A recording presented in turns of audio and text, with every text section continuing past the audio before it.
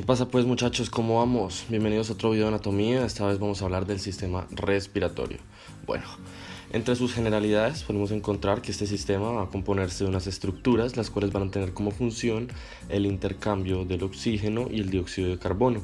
Estas estructuras vamos a poder dividir entre unas estructuras de conducción, como serían la nariz, la faringe, la laringe, la tráquea, los bronquios y los bronquiolos, y unas estructuras de intercambio gaseoso como podrían ser los alveolos. Este aparato respiratorio los vamos a poder dividir también en unas vías aéreas superiores que van a ir desde la nariz hasta la laringe y unas vías aéreas inferiores que van a ir desde la tráquea a los pulmones. También va a poseer un árbol bronquial. En este video vamos a hablar de las vías aéreas superiores. ¿Qué podemos decir entonces de la nariz? La nariz va a ser la porción del tracto respiratorio que va a encontrarse superior al paladar duro. Esta va a poseer el órgano periférico del olfato. Esta nariz la vamos a poder dividir en una nariz propiamente dicha y unas cavidades nasales. Estas cavidades nasales a su vez también las vamos a poder dividir en una derecha y una izquierda gracias a un tabique que se conoce como tabique nasal.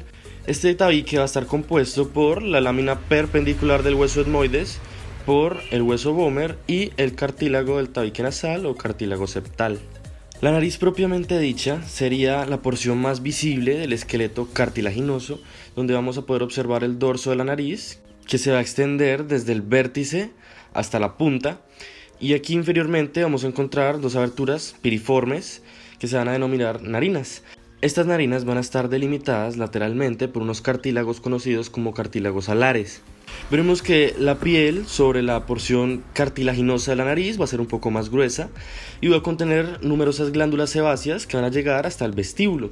En este vestíbulo es donde se van a encontrar las vibrisas, las cuales siempre deben permanecer húmedas para así poder favorecer a la filtración de las partículas de polvo que van a ingresar a las cavidades nasales. Vamos a ver que el esqueleto de esta nariz va a estar compuesto por los huesos nasales, unos procesos frontales de los maxilares, una porción nasal del hueso frontal con una espina nasal y las porciones óseas del tabique nasal que ya lo hemos mencionado anteriormente. Estos cartílagos alares se van a dilatar y se van a contraer cuando actúan los músculos sobre la nariz. Veremos entonces que estas cavidades nasales ya habíamos mencionado su entrada anterior, que son las narinas, y posteriormente estas se van a abrir hacia la nasofaringe gracias a las coanas. Como podemos observar en esta imagen a la derecha, los 2/3 inferiores de la mucosa nasal van a formar lo que es el área respiratoria, mientras que el tercio superior va a formar el área olfatoria. El techo de las cavidades nasales va a estar formado por el cuerpo hueco del esfenoides, ¿sí? El cual va a estar dividido en tres porciones, una porción frontonasal, una porción etmoidal y una porción esfenoidal. Mientras que el piso va a estar compuesto por los procesos palatinos del hueso maxilar y las láminas horizontales del hueso palatino. Su pared medial va a estar compuesta por el tabique nasal y su pared lateral va a estar compuesta por tres láminas óseas que se van a denominar conchas o cornetes. Estas láminas van a estar enroscadas a modo de rollos y van a ampliar la superficie de las cavidades nasales para así poder ofrecer intercambio de calor, y asimismo van a participar en la humidificación y en la filtración del aire. En esta imagen podemos observar las tres conchas o cornetes y vamos a poder definir que la concha o corneta inferior va a ser la más grande, ¿verdad? Esta va a estar formada por un hueso que es independiente, ¿sí? Homónimo, que se va a llamar concha inferior. Mientras que los cornetes o conchas medio y superior van a ser procesos mediales que van a venir del hueso etmoides. También se puede observar el seno frontal. Justo por aquí estaría el seno esfenoidal con su abertura. También nos podemos encontrar una porción basilar del hueso occipital, las coanas. Por aquí habría un orificio faríngeo, ¿sí? Una lámina horizontal para el hueso palatino, que ya habíamos hablado, que forma el piso de las cavidades nasales. Por aquí estaría la apófisis palatina del maxilar, que también hace parte del piso. Y entonces entre estas conchas o cornetes, cada espacio que hay se va a denominar meato. Tendríamos entonces un meato nasal superior, un meato nasal medio y un meato nasal inferior. Este meato nasal superior es un estrecho pasaje entre los dos cornetes nasales superior y medio, y este se va a abrir en las celdillas etmoidales posteriores. El meato nasal medio va a conducir a una abertura que se llama infundíbulo etmoidal. A través de esta se va a comunicar con el seno frontal.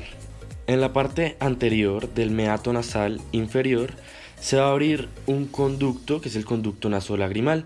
Este conducto va a drenar las lágrimas desde el saco lagrimal.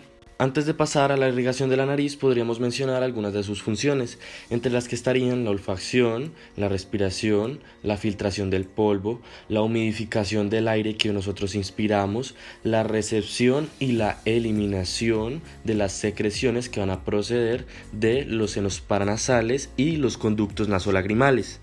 Pasando entonces a la irrigación de la nariz, vamos a ver esta imagen donde nos encontraremos con la arteria etmoidal anterior. Es esta de aquí, es rama de la oftálmica. Inferiormente a ella nos encontramos con la etmoidal posterior, que también es rama de la oftálmica. Aquí estaría la arteria esfenopalatina, que sería una rama de la arteria maxilar. Por acá nos encontramos una arteria palatina mayor, que sería rama también de la maxilar. Y esta última sería una rama septal de la arteria labial superior, que a su vez sería rama de la arteria facial. La arteria palatina mayor llegaría entonces al tabique por medio del conducto incisivo. La unión de estas 5 arterias nos va a formar un plexo que se conoce como el plexo o el área de Kesselbach. Esta área sería la anastomosis de estas 5 arterias y sería muy importante porque la lesión de este plexo es la causa principal de epistaxis. Continuamos entonces con el drenaje venoso, el cual va a provenir de las venas esfenopalatina, de la facial y de la oftálmica. Estas van a formar un plexo que se llama el plexo venoso submucoso. Este plexo es una parte importante del sistema termorregulador del organismo, ya que este va a intercambiar calor y va a calentar el aire antes de que penetre los pulmones. Entonces tendremos que la sangre venosa de la nariz va a drenar principalmente de la vena facial, que es esta que vemos aquí, a través de las venas angulares, ¿sí? Y la nasal lateral. Esta vena facial va a terminar en el tronco tirolingo-faringofacial y drenaría entonces al plexo pterigoideo, que es este que vemos aquí. Hay que recordar que esta zona va a pertenecer a un triángulo muy peligroso de la cara debido a las comunicaciones que van a existir con el seno cavernoso. Pasaremos entonces a hablar de la inervación de la nariz, que estaría dada por el nervio olfatorio para la olfacción, ese es el primer par craneal, y el nervio oftálmico, que es el B1, y el maxilar, que van a ser ramas del trigémino. Estos van a ser para la sensación general. Entonces vamos a ver que los axones de este nervio olfatorio se van a formar del epitelio olfatorio, y estos se van a dirigir superiormente para atravesar los orificios que hay en la lámina cribosa del hueso etmoides. Al momento de atravesar estos orificios van a hacer sinapsis con las neuronas del bulbo olfatorio, que es este que encontramos acá. Y en cuanto a las ramas del nervio oftálmico, veremos que este va a dar un nervio nasociliar, el cual a la altura de la órbita se va a dividir en un nervio etmoidal anterior y uno posterior, los cuales van a inervar la cavidad nasal. Hablando de las ramas del nervio maxilar, nos vamos a encontrar con los nervios nasales laterales superiores, los cuales van a inervar la pared lateral de la cavidad nasal. También estarían los nervios nasales mediales superiores posteriores, los cuales van a cruzar del techo al tabique y van a inervar ambas estructuras.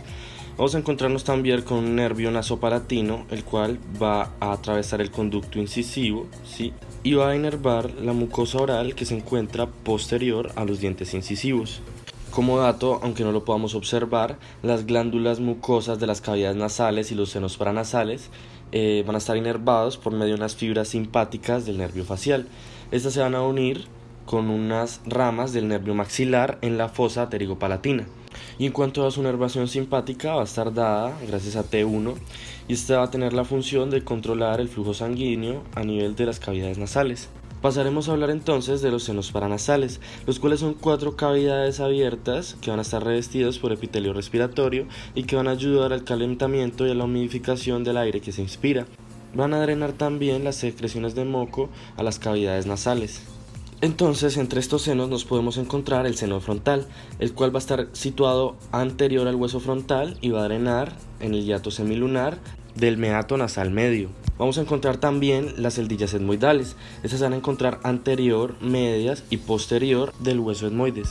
La anterior y el medio van a drenar en el meato nasal medio, exactamente en el hiato semilunar, en la bulla etmoidal, mientras que el posterior va a drenar en el meato nasal superior. También estaría el seno esfenoidal, el cual está ubicado en el hueso esfenoides y va a drenar en el receso esfenoetmoidal. Estaría también el seno maxilar, el cual se va a ubicar en el hueso maxilar y va a drenar en el meato nasal medio, en el hiato semilunar, y este seno tendría como característica que va a ser el más grande de todos. La mucosa de estos senos paranasales va a estar inervada por el trigémino en sus ramas oftálmica y maxilar. Y como correlación clínica, ya que tenemos esta imagen, podemos decir que la rinosinusitis es una inflamación de los senos paranasales. Con mayor frecuencia esta va a ocurrir en las celdillas etmoidales o en el seno maxilar, como podemos observar en esta imagen, donde se puede notar una gran diferencia entre el seno maxilar de un lado y el del otro. Por lo general, esta rinosinusitis va a empezar como una infección viral, seguida de una infección bacteriana, la cual va a obstruir la descarga de secreciones mucosas y va a comprometer la esterilidad de los senos. Continuando con la exploración en las vías aéreas superiores, vamos a encontrarnos con la faringe. La faringe se extiende desde la base del cráneo hasta el borde inferior del cartílago cricoides anteriormente y hasta el borde inferior de la vértebra C6 posteriormente. Esta va a subdividirse en tres regiones: una nasofaringe, en la cual la nariz va a desembocar a través de las coanas y esta se va a encontrar posterior a las cavidades nasales y encima del paladar blando. El tejido linfoide se va a agregar en algunas regiones para denominar unas masas que se van a llamar tonsilas o amígdalas faringeas o adenoides cuando estas se inflaman, y estas se van a encontrar en la mucosa del techo y en la pared posterior de la nasofaringe. En esta imagen vamos a poder observar superiormente las amígdalas faringeas o adenoides. Aquí estarían las amígdalas palatinas y estas últimas serían las amígdalas linguales. La orofaringe se va a extender desde la punta del paladar blando a la punta superior de la epigliotis y esta va a estar posterior a la cavidad vocal. Esta orofaringe va a jugar un papel importante en la deglución y este es un proceso complejo que va a transferir un bolo alimenticio desde la boca al estómago, y este va a constar de tres fases. La primera fase sería una fase voluntaria donde el bolo va a ser comprimido contra el paladar y va a ser impulsado desde la boca hacia la orofaringe, principalmente por los movimientos de los músculos de la lengua y del paladar blando. La segunda fase sería una fase involuntaria y rápida, donde el paladar blando se va a elevar y va a sellar la nasofaringe. Entonces la faringe se va a ensanchar y se va a cortar para recibir el bolo alimenticio, a medida que los músculos suprahioideos y los músculos faringeos se van a contraer y van a elevar la laringe. Vamos a pasar a la tercera fase, que sería otra fase involuntaria, en la que se van a contraer entonces los tres músculos constrictores de la faringe secuencialmente, para así poder empujar el bolo alimenticio hacia el interior del esófago. Por último, vamos a encontrar a la laringofaringe, la cual se va a extender desde la punta de la epigliotis a la cara inferior del cartílago cricoides. Hablando entonces de los músculos faringeos, la capa externa va a estar formada por los constrictores, que van a ser tres: el superior, el medio y el inferior, mientras que la superficie interna va a estar formada por el palato faríngeo, el estilo faríngeo y el salpingo faríngeo. Estos van a tener como función elevar la laringe y la van a cortar durante la deglución y el habla. Estos músculos faringeos van a tener un recubrimiento de fascias internamente, las cuales serían la fascia bucofaríngea, la fascia faringobasilar y la fascia cervical profunda. Pasando a los vasos de la faringe, entonces nos encontraríamos con que la arteria tonsilar es una rama de la arteria facial y esta va a pasar a través del músculo constrictor superior, y posteriormente a esto va a atravesar el polo inferior de la amígdala palatina. La amígdala también va a recibir unas ramas arteriales que serían la palatina ascendente, la lingual, la palatina descendente y la faringe ascendente. En su drenaje venoso vamos a encontrarnos con una vena palatina externa que va a descender al paladar blando y va a pasar cerca a la cara lateral de la amígdala. Esto sucede antes de drenar en el plexo venoso faríngeo. Este plexo va a drenar superiormente en el plexo pterigoideo, que se encuentra en la fosa infratemporal, e inferiormente en las venas facial y yugular interna. En cuanto a su inervación, vamos a ver que va a haber un plexo faríngeo que se compone de un ramo faríngeo del nervio vago, de un ramo del nervio laríngeo externo, de un ramo laríngeo superior que también es rama del vago y de un ramo faríngeo que va a ser rama del nervio glosofaríngeo. Entonces veremos que la nasofaringe va a estar inervada por un ramo faríngeo del nervio maxilar. La orofaringe estaría inervada por el nervio glosofaríngeo por medio del plexo faríngeo y la laringofaringe estaría inervada por el nervio vago por medio del plexo faríngeo también. En nuestra última estructura de las vías aéreas superiores encontraríamos la laringe. Esta laringe se va a componer de 9 cartílagos conectados por membranas y ligamentos. También va a contener unos pliegues o cuerdas vocales. Esta laringe se va a encontrar en la parte anterior del cuello, a nivel de las vértebras C3 a C6, y va a conectar la porción inferior de la faringe con la tráquea. Entre las funciones que podemos encontrar de esta laringe sería proteger las vías respiratorias, especialmente en el momento de la deglución. También va a actuar como un esfínter o una válvula del tracto respiratorio inferior y va a mantener la vía aérea permeable. Entonces, entre sus cartílagos encontraríamos el tiroides, que va a ser 2 láminas de cartílago hialino y una prominencia laríngea, la cual es mal llamada la manzana de Adán. Está también el cartílago cricoides, que va a ser cartílago hialino en forma de un anillo, que se va a encontrar justo inferior al cartílago tiroides. Estaría también la epiglottis, la cual es una placa elástica que va a estar en forma de cuchara y va a estar unida al tiroides. Esta va a tener como función cerrar las vías respiratorias en el momento de la deglución para que así pedazos de comida o de este bolo alimenticio no vayan a pasar a las vías aéreas. Estarían los cartílagos aritenoides, que son unos cartílagos piramidales pares que van a rotar sobre el cartílago cricoides. Los corniculados, que son unos pares que se van a situar en el vértice de los cartílagos aritenoides. Y los cuneiformes, que van a ser otros cartílagos pares que van a encontrarse en los pliegues ariteno-epiglóticos. Estos no van a tener articulaciones. Como podemos observar en esta imagen, la laringe entonces puede incluir un vestíbulo y una hendidura glótica, el cual va a ser un espacio entre los pliegues vocales. Vamos a observar unos pliegues vestibulares, los cuales se conocen también como cuerdas vocales falsas, y estos van a cumplir una función protectora. Pero aquí estarían las cuerdas vocales verdaderas o pliegues vocales, que van a tener como función controlar la fonación, en donde la vibración de estos pliegues va a producir sonidos cuando el aire atraviesa esta hendidura glótica, y el tono de este sonido va a depender del diámetro, de la longitud, del grosor y de la tensión.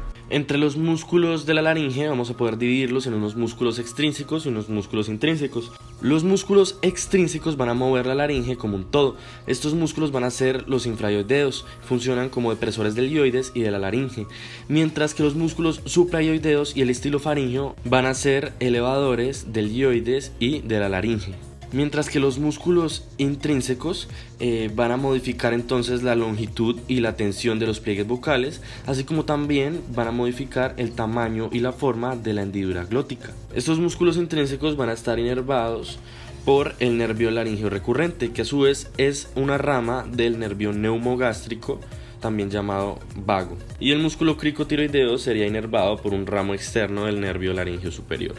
En esta imagen vamos a poder observar la epiglottis, seguida del músculo tiroepiglótico. También estaría el músculo tiroaritenoideo. Por aquí abajo nos encontramos el músculo cricoaritenoideo lateral y por acá estaría el músculo cricotiroideo, pero este estaría cortado. Nos vamos a encontrar también con el músculo cricoaritenoideo posterior, los músculos aritenoideos transversos y oblicuos, y por último nos estaríamos encontrando el músculo aritenoepiglótico. Y por acá a la izquierda podríamos observar el músculo vocal.